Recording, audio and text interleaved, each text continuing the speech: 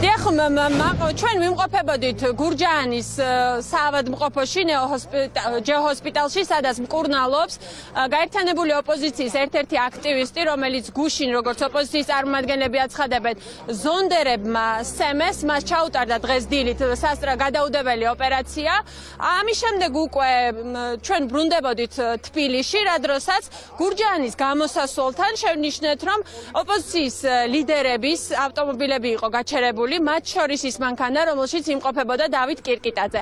ჩვენ აქ მოსულებს გაგვხვდა სურათი ასეთი, რომ აი ეს მანქანა, რომელიც ახლა ჩანს გაჩერებული იყო და ამ ავტომობილში მსხდომებს ესაუბრებოდნენ დავით კირკიტაძე და ნიკა მელია. მათი განმარტებებს ჩვენ მოგვიანებით შემოგთავაზებთ მათ განმარტებებსაც, თუმცა მათ ჰქონდათ ეჭვი, რომ ესენი იყვნენ სპეცსამსახურების წარმომადგენლები, რადგან როგორც მათ ჩვენთან საუბარში განმარტეს, ეს ავტომობილი გარკვეული პერიოდის განმავლობაში დაყვებოდა მათ უკან. უკვე შემდეგ ამ ავტომობილის გაჩერების შემდეგ სავარაუდოდ ამავე მანქანიდან მოხდა გადარეკვა პოლიციაში და ადგილზე მოვიდნენ პოლიციის მაღალჩინოსნები. ერთ-ერთი სავარაუდოდ იყო რომელიმე ამ რეგიონის პოლიციის უფროსი. მან განმარტა, რომ მანქანაში მსხდომები იყვნენ პოლიციის დეპარტამენტის წარმომადგენლები და ისინი უბრალოდ პატრულირებდნენ საკუთარ კვადრატზე.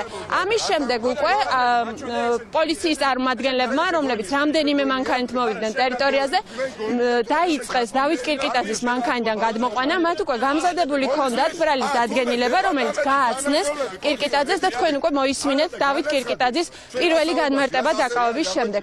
აქ იმყოფება ნიკა მელია და ჩვენ შეგვიძლია ახლა გავესაუბროთ მასაც.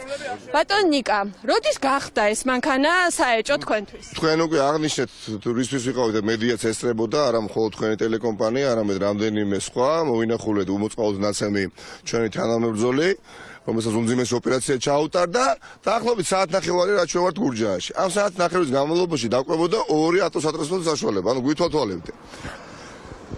ჩვენ რამდენიმე სრულ მანევრი გავაკეთეთ, სრულ მანევრში გულისხმობ, რომ გასამართ სადგურზე შევედით, როდესაც გაჩერდა მანქანა, ამის შემდეგ ყავ დავიზარეთ, ყავ გაჩერდა, მოკლედ რომ მათი მიზანი იყო, რომ ჩვენ არ შეგვემშენა, მოკლედ ნამდვილად იყო ჩვენი ხედულობის არეში მოხვედრილი ეს მანქანა. ამის შემდეგ აი ამ ატოსატრანსპორტო საშუალებამ შემოუხვია აქ სადაც ეს დგას და ცდილობდა დაეტრიალებინა და გეზი შეეცვალა. როდესაც ჩვენ ჩავხედეთ და ხედავთ. გადმოვიდა ეს კადრები გააქვთ თქვენ. ამ მანქანაში იყო მოთავსებული 4 ადამიანი, რომლებმაც გულზე ჯიხის ცემით, ჩვენ არაფრის შუაში არ ვართ, არც სუსთან, არც პოლიციასთან, თითქოს აი აქ იმიტომ შემოუხვიეთ, რომ უნდა ვიყიდოთ ავტო ნაწილები, რაღაცა გაუგებარი ავტონაწილი. თქო, გასაგები იყო, რომ სუსტ თანაშრომლები იყვნენ, კამერა ჰქონდათ თან და ასეთ. ერთ-ერთ მათგანს, რომელიც ახორციელებდა ფარულ გადაღებას, გამოვართ ტელეფონის მობილური ტელეფონი და პირველ ბოლოზარი, უბრალოდ რომელიც მას ჰქონდა გახორციელებული, სუსი პირველი, აი ბითითებული. ნუ როგორც ჩანს, გურჯაანის სუსის პირველ პირს ესაუბრა ან რეგიონის, არ ვიცი. დაახლოებით 10 წუთში, 5 წუთში მოწვიდა მთელი ალბათ კრიმინალური პოლიცია ამ რეგიონისა და რა თქმა უნდა აღმოჩნდნენ ეს ადამიანები თანაშრომლებით, გადმოხდნენ ამ მანქანიდან 4-ვე, მათ შორის ერთ-ერთი ოპერატორი და დააკავეს დათო კირკიტაძე. ანუ ისინი დაყვებოდნენ იმისთვის, რომ მომხდარიყო კირკიტაძის საათნახევრის განმავლობაში უბრალოდ ესენი ახორციელებდნენ ფარულ თვალთვალს. ეს არის კატეგორიის თანამშრომლები, რომლებიც შეუმჩნევლნი უნდა იყვნენ ყველასთვის და მათ შორის ფარული თვალთვალის მიზანი რა იყო? მათ შორის არა მანქანიდან გვიგებდნენ ჩუმად. და ეხა თანამშრომლები, რომელიც მანქანაში იყვნენ, 2 მათგანი, ვინც უკან ასავარდაში იყო მოთავსებული, ფარავდა საკუთარ სახეს. ეს არის კრიმინალური, ეს რაც შეეხება დეტალებს რა. და რაღაც დესკრიფციული საუბარი გამომივიდა, ვინაიდან მას მაყურებელს ეხა აინტერესებს რა მოხდა, მაგრამ ეხა თავარი. ხახტო ეს ხელისუფლება რომ არის კრიმინალი ხელისუფლების და მაფიოზი ხელისუფლების ასე თქვა სახე დადასტურდა უკვე არაერთხელ.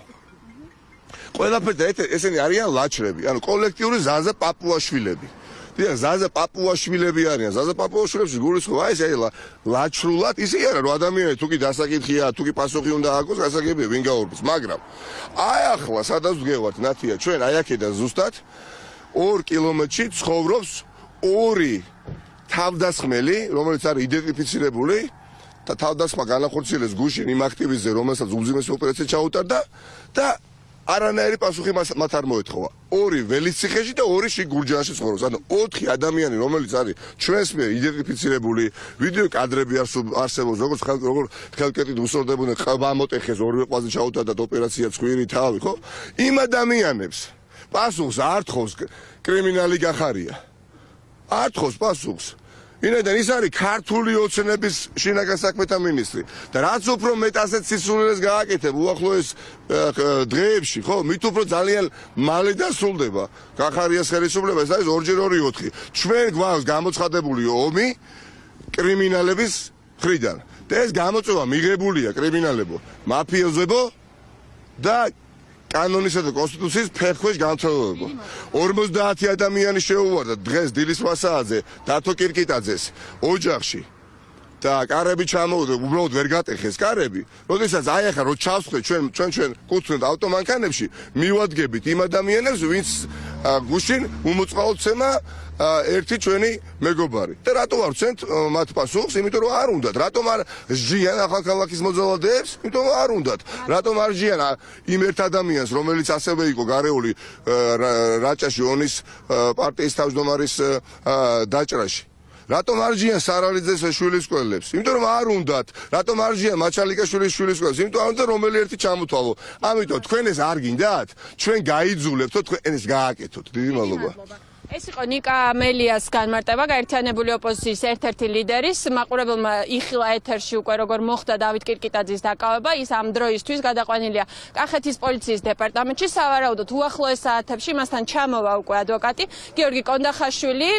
კირკიტაძის თბილისიდან გამოსვლამდე იმყოფებოდა მასთან, გაესაუბრა მისი დაცვის ქვეშ მყოფს. სავარაუდოდ მეტ დეტალს კირკიტაძის ბრალთან დაკავშირებით გაიგებს უკვე პოლიციის დეპარტამენტში, მას შემდეგ რაც ის მას გადასცემენ საქმის მასალებს. გამოძიება კი მაყურებელმა უკვე იცის, რომ 353 მუხლით არის დაწყებული და გამოძიებას კახეთის პოლიციის დეპარტამენტი აწარმოებს.